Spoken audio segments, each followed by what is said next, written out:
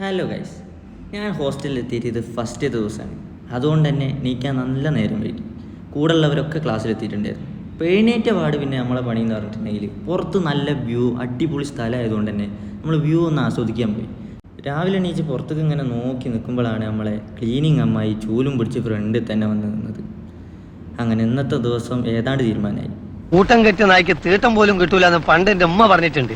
അതിൽ തീരുമാനമായത് കൊണ്ട് തന്നെ നമ്മൾ നേരെ വാർപ്പിൻ്റെ മേലേക്ക് വന്നു. വാർപ്പിൻ്റെ മേലെ വന്നിട്ടുണ്ടെങ്കിൽ അത്യാവശ്യം കുഴപ്പമില്ലാത്തൊരു വ്യൂ ആണ്.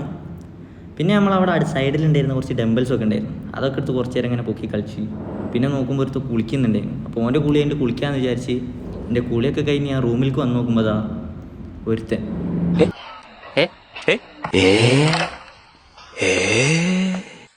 പൊട്ടന് ക്ലാസ്സിൻ്റെ ടൈമൊന്നും അറിയായിട്ട് അങ്ങനെ കിടന്നുറങ്ങുന്നുണ്ട്. ഞാൻ പിന്നെ വിളിച്ച് ശല്യം ചെയ്യാൻ നിന്നില്ല. ഞാൻ യൂണിഫോമൊക്കെ എടുത്തിട്ട് ഞാൻ മെല്ലെ ക്ലാസ്സിൽ പോകാനുള്ള പരിപാടി നോക്കി. അതിൻ്റെ ഇടയ്ക്കൊന്ന് ഞാൻ ഓനെ വിളിച്ചു നോക്കി.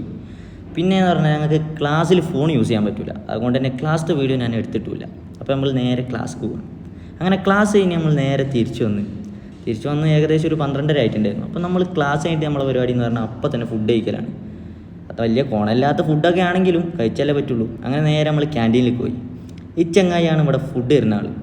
ഇയാളെ പൊക്കി പറയല്ല, ഇയാൾ ഉണ്ടാക്കുന്ന ഫുഡ് 5 പൈസക്ക് പറ്റൂല. പിന്നെ കഷ്ടപ്പെട്ട് നിൽക്കാനും കൊണ്ട് ഒരു 2 മാസം എങ്ങനെയെങ്കിലും പിടിച്ച് നിൽക്കാൻ വേണ്ടിയിട്ട് അങ്ങനെ കഴിച്ചു പോകുന്നു.